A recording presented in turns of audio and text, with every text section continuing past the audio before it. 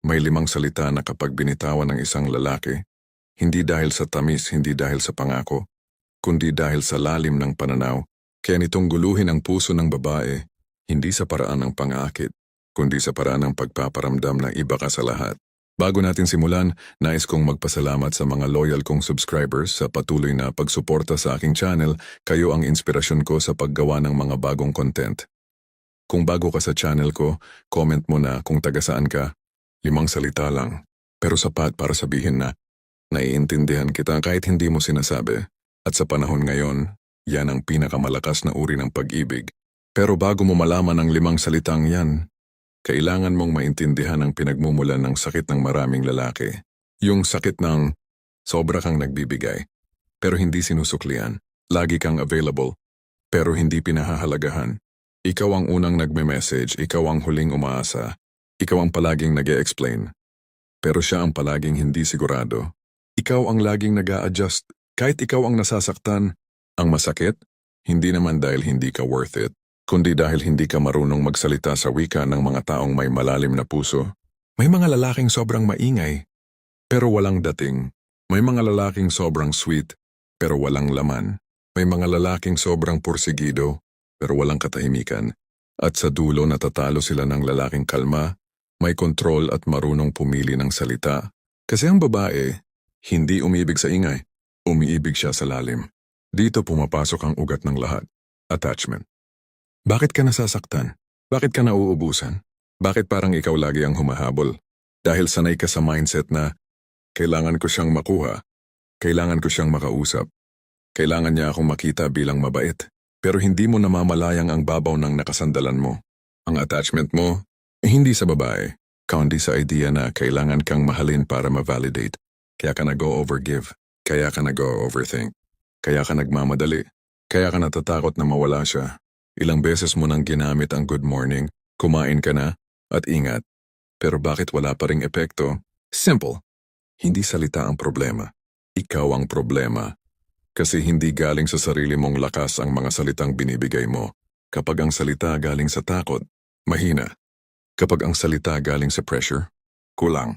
Pero kapag ang salita galing sa kalinawaan, sa kalmado, sa hindi naka-attach sa resulta, doon nagiging makapangyarihan ang 5 lang na salita. May sinabing karunungan si Marcus Aurelius, kung ang salita mo ay hindi galing sa kalinawan ng loob, ito'y magiging maingay pero walang bigat. Ang isang stoic na lalaki, hindi nagmamadali magsalita, hindi nagpapalakas ng ego, hindi gumagamit ng salita para manalo. Gumagamit siya ng salita para magbigay ng direksyon, magtanim ng respeto, magsalamin ng character, magpakita ng maturity, hindi para makuha ang babae, kundi para maipakita ang totoo niyang pagkatao. At dito pumapasok ang 5 salitang kayang magbukas ng puso ng babae. Hindi dahil sa tamis, hindi dahil sa pangako, hindi dahil sa papogi, kundi dahil ito ang 5 salita na hindi ginagamit ng insecure na lalaki. Pero natural sa lalaking buo ang loob. Pero bago ko ibigay yon, kailangan mo munang maintindihan kung paano ginagamit ng stoic ang salita. Sa stoicism may 3 simbolo ang tunay na salita. 1. Hindi ito sobra. Hindi kailanman OA. Hindi kailanman pilit. 2. Hindi ito manipulative. Hindi ito para makakuha ng kapalit. Hindi ito para lang magpasarap ng loob. 3. Hindi ito dependent sa response ng babae. Kung sabihin man niya thank you, o scene lang, o walang reply, hindi nito ginigiba ang pagkatao mo. Yan ang dahilan kung bakit ang 5 salita napakalakas. Kasi galing sila sa pagkakatao, hindi sa panghihingi. Ngayon, paano mo ginagamit ang 5 salita? Hindi ito yung pang pick-up line o pang chat-chat lang. Hindi ito pang flirt. Hindi ito pang lason. Ginagamit ito ng lalaking stoic sa 3 pagkakataon. 1. Kapag gusto mong ipakita na mature ka, hindi ka demanding. Hindi ka controlling. Hindi ka nagmamadali. 2. Kapag gusto mong ipakita na marunong kang magbigay ng space.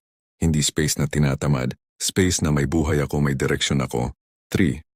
Kapag gusto mong iparamdam na hindi mo kailangan ng validation niya para maging buo, pero kaya mo siyang mahalin, nang hindi nagiging alipin. At dito papasok ang 5 salita. 5 salitang hindi ka magmumukhang needy, pero mag-iiwan ng marka. 5 salitang hindi pagmumukhaing nagpapakita ka ng motibo, pero ramdam niyang totoo ka. 5 salitang hindi romantic, pero romantically powerful dahil may respeto, may maturity, may presence. 5 salita na kapag narinig ng babae, mararamdaman niyang, iba to. Bakit? Kasi hindi nagmamadali, hindi nagyayabang, hindi naghahabol, hindi natatakot. 5 salita na parang tahimik. Pero malalim, pero malakas, pero hindi pilit. Pero bago mo malaman ang 5 salita, kailangan mong maging malinaw sa isang bagay. Ang 5 salita ay walang silbi kung ego mo ang nagpapagana. Kung sasabihin mo ito para magmukhang mysterious, magmukhang cool, magmukhang superior, magmukhang hard to get. Gamit mo lang siya para sa manipulation, hindi sa self-mastery. At kapag manipulation ang root, nagiging lason ang salita mo, nagiging obvious, nagiging cringe, nagiging desperado. Pero kapag ang 5 salita galing sa katahimikan, wisdom, the present mindset, pagiging grounded, pagiging totoo sa sarili, doon siya nagiging makapangyarihan, hindi dahil iniibig ka niya, kundi dahil nirerespeto ka niya. Kapag na-master mo ang intensyon sa likod ng 5 salita, nagiging kakaiba ang dating mo. Napapansin mo na, hindi ka na nag-overthink, hindi ka na natatakot mawalan, hindi ka na nanginginig sa rejection, hindi ka na nagmamadali sa validation, hindi ka na dependent sa attention niya, at ang pinakamagandang epekto, nawawala ang takot mo sa love, kasi hindi ka na umaasa sa sagot niya, kasi hindi siya ang kumukumpleto sa'yo, at doon natatahimik ang lalaki, at doon nahuhumaling ang babae, hindi sa salita mo, kundi sa katahimikan mo, hindi sa actions mo, kundi sa simplicity mo, hindi sa pagpapakitang gilas mo, kundi sa hindi mo paghabol. Isang lalaki ang hindi nagmamadali. Isang lalaki ang hindi nangingikil ng feelings. Isang lalaki ang hindi nagpapakitang kailangan kita. Isang lalaki ang may lakas na magsabi, sabihin mo kung handa ka. At dahil dito, hindi babae ang nagmamadaling mag-decide, hindi lalaki ang naghahabol. At ang pinakamalupit, ang babae mismo ang nakararamdam ng kalayaang mahalin ka, ng kusa. Pero bakit napakalakas ng 5 salitang ito? Kasi karamihan ng lalaki, nakahawak ng sobrang higpit.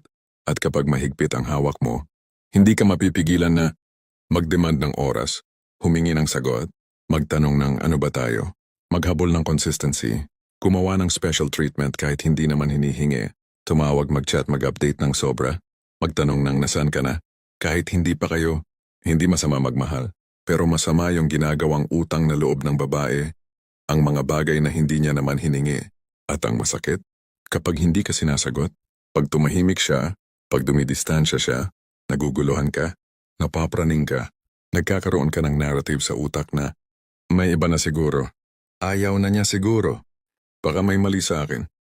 At dun ka nagsisimulang madrain, dun ka nawawala ng dignidad, dun ka nagiging too much kahit wala ka namang masamang intensyon.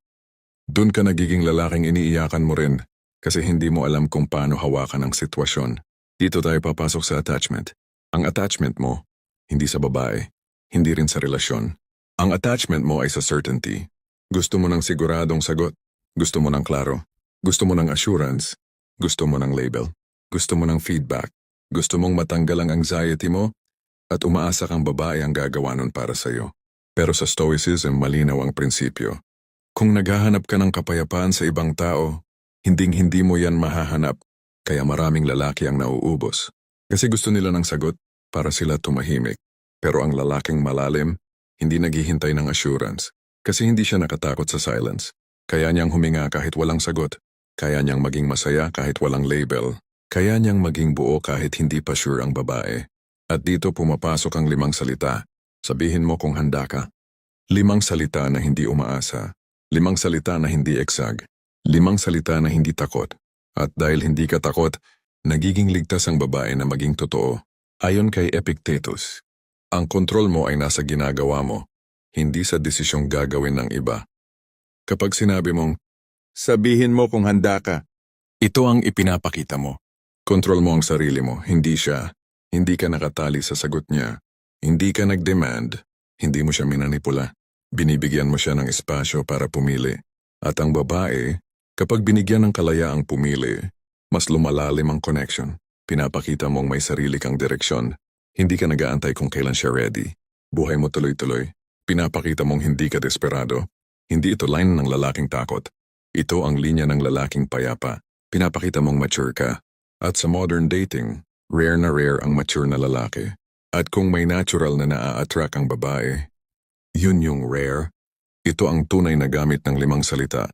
Hindi para paibigin siya instantly. Hindi para mapayas siya. Hindi para magpa-pressure.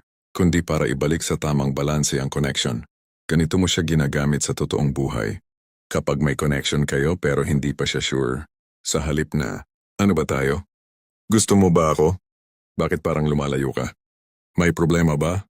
Sabihin mo kung handa ka. Ang ibig sabihin nito ay, hindi kita hinahabol pero hindi rin kita tinatakbuhan. Kapag napapansin mong natatakot siya, nagdadalawang isip o may emotional baggage, hindi mo siya pipilitin, hindi mo siya ipe-pressure. Kalmado ka lang, steady, present. Sabihin mo kung handa ka. Para niyang maririnig, hindi kita isusuko pero hindi kita ikukulong. Hindi kita iiwan pero hindi kita ipipilit. Hindi kita kakabahan pero hindi rin ako magpapaka-martyr. Kapag naglalandi na pero hindi pa umaabot sa tunay na commitment, dito nababaliw ang babae. Kasi hindi ka papasok agad pero hindi ka rin umaalis. Sabihin mo kung handa ka. At bigla siyang mapapatanong sa sarili, bakit hindi siya nagmamadali? Bakit ang composed niya? Bakit parang hindi siya takot na mawala ako? Bakit parang mas kaya niya akong pakawalan kaysa pilitin ako? At doon sila nahuhulog sa mga lalaking ganito. Yung kaya kang mahalin ng hindi nagpapakapit. Kapag nagiging toxic, magulo o complicated ang usapan, hindi ka magagalit, hindi ka magbubura ng message, hindi ka magpapakaimo. Kalmado lang. Then sabihin mo kung handa ka. Hindi ka sumusuko, hindi ka nakikipag-away. Pero malinaw ang boundaries mo kapag ramdam mong gusto ka niya, pero hindi niya maamin. Hindi mo siya pipilitin, hindi ka rin magpaparamdam ng lungkot. Sabihin mo kung handa ka. At dito mapapaisip ang babae. Hindi niya ako hinahabol, pero hindi niya ako binibitawan. Hindi ko alam kung bakit ang safe ng presence niya. Bakit parang hindi niya ako ginugulo pero hindi ko siya makalimutan. Ito ang power ng 5 salita. Hindi pang landi, hindi pang pressure, hindi pang paasa. Ito ay pang stability. At ang babae, hindi umiibig sa chaos. Umiibig siya sa lalaking may sariling axis. Pero ito ang dapat mong bantayan. Kung gagamitin mo ang 5 salita para magmukhang superior, magpanggap na stoic, gumawa ng pa-mysterious effect, manipulahin ang desisyon niya, ipa-feel na mas mataas ka, mawawala ng lakas ang 5 salita. Hindi ito pang pagalingan, hindi ito pang mind games, hindi ito pang hard-to-get strategy. Ito ay salitang galing sa groundedness, hindi sa pride. Kapag sinabi mo ang 5 salita dapat, payapa ka, hindi ka kinakabahan sa sagot. Hindi mo kailangan ng immediate reply. Hindi ka nag-e-expect ng assurance. Hindi ka sumusubok magpatalo sa kanya. Dapat galing siya sa lugar na, handa akong manatili. Pero kaya ko ring maglakad palayo kung hindi ito tama para sa'yo. Yan ang essence ng stoicism. Kung hindi ganoon ang puso mo, walang bisa ang 5 salita. Kapag kaya mong bitawan ang 5 salita ng may tunay na katahimikan at maturity, ito ang nagiging epekto. Hindi ka manhid, pero hindi ka alipin ng feelings. Ramdam mo siya, pero hindi mo siya kinakapitan. Hindi ka clingy, pero hindi ka cold. Tama lang, balanced, steady. Hindi ka nagmamadali, pero hindi ka takot sa commitment. Open ka, pero hindi ka desperado. Hindi ka nagpapakitang gilas, pero hindi ka invisible. May presence ka pero hindi ka loud. Hindi ka nagko-control, pero hindi ka controlled. May boundaries ka, pero hindi ka pader. At ang pinakamalupit, nagiging ligtas siyang mahalin ka. Bakit? Kasi hindi ka nagagawa niyang sandalan dahil kulang ka. Nagagawa ka niyang mahalin dahil buo ka. At doon dahan-dahang titibok ang puso niya para sa'yo. Hindi biglaan, hindi pilit, hindi dahil sa effort mo, kundi dahil sa katahimikan at maturity mo. Ang kwento kung paano tunay na bumabagsak ang loob ng babae kapag ang 5 salita ay nagtatagpo sa tamang timing, tamang lalaki at tamang puso. May mga salitang nakalulunod, may mga salitang nakakakilig, pero ang 5 salita na ito, sabihin mo kung handa ka. Hindi ito pang landi, hindi ito pang paasa, hindi ito pang laro. Ito ang salitang nagbibigay ng kalayaan. At kapag binigyan mo ng kalayaan ang puso ng tao, doon kanya tunay na kayang mahalin. Pero bakit napakaraming lalaki ang hindi nagtatagumpay dito? Kasi karamihan, nagmamadali, takot maiwan, takot maloko, takot mawalan. Takot na hindi sila ang piliin. Takot na baka may mas better kaysa kanila. At dahil takot sila, nagiging demanding, clingy, manipulative, overthinking, inconsistent, reactive, emotionally unstable. At ito ang hindi nila alam. Ang takot ay may amoy. Nararamdaman niya ng babae. At kapag naamoy niya ang takot mo, nasasakal siya. Kahit wala kang masamang intensyon, hindi mo napapansin. Pero yung good morning mo, hindi na sweet, obligasyon na. Yung kumain ka na mo, hindi na caring, suffocating na. Yung miss kita mo, hindi na nakakakilig, needy na. Hindi dahil masama ka, kundi dahil mali ang ugat ng intensyon mo. At kaya masakit, kasi ang mas gustong piliin ng babae, hindi yung laging nandyan, kundi yung hindi niya kailanman naramdamang ipinipilit ang sarili. Dito natin uulitin ang pinakaimportanteng mensahe. Hindi mo kailangan ng assurance mula sa babae para maging buo. Pero ang tanong, Bakit mo hinahanap yon? kasi nakatali ka sa comfort, nakatali ka sa certainty, nakatali ka sa ideya na kapag mahal ako, valid ako. At dito ka nagkakamali. Ang attachment mo nasa self-worth, hindi sa kanya. Ginagamit mo ang babae para maging kalmado, para maging masaya, para maging secured. Pero sa stoic mindset, hindi mo hahanapin ang kalinawan sa taong hindi pa rin malinaw ang sarili. Kung hindi pa siya ready, bakit mo siya minamadali? Kung nagdadalawang isip siya, bakit mo siya pinipilit? Kung may mga takot pa siya, bakit mo pinapaspasan? Ang pagmamadali mo ay hindi pagmamahal. Anxiety yan. At ang anxiety, walang naiuwi kundi pagod, distance, at pagtulak sa babae palayo. Kaya powerful ang 5 salita. Sabihin mo kung handa ka. Kasi wala itong attachment sa resulta. Ang meron lang, respeto, maturity, boundaries, dignity, self-possession, calm leadership, emotional self-control. At yan ang pinaka-rare sa lahat. May sinabi si Marcus Aurelius, ang taong kalmado ay may kakaibang kapangyarihan. Hinahayaan niyang sarili niyang pagkatao ang pumili para sa kanya, hindi ang takot. At ang 5 salitang ito, nakaugat sa prinsipyo na yan. Kasi kapag sinabi mong, sabihin mo kung handa ka, ibig sabihin nito, hindi kita pipilitin. Kaya mong mag-decide para sa sarili mo. Hindi ko ipipilit ang oras ko sa taong hindi pa kayang tumanggap. May sariling timeline ka, rerespetuhin ko. Hindi ako tatakbo, pero hindi ako magpapakulong. Hindi ikaw ang bumubuo sa akin, pero nakikita kitang mahalaga. Hindi ako umaasa na piliin mo ako. Pero kung pipiliin mo ako, dala mo ang puso mo in hindi takot, hindi guilt, hindi pressure. At dito lumalabas yung totoong stoic masculine frame. Detached sa resulta pero grounded sa sarili. At sa modern dating, yan ang pinakabihirang lalaki.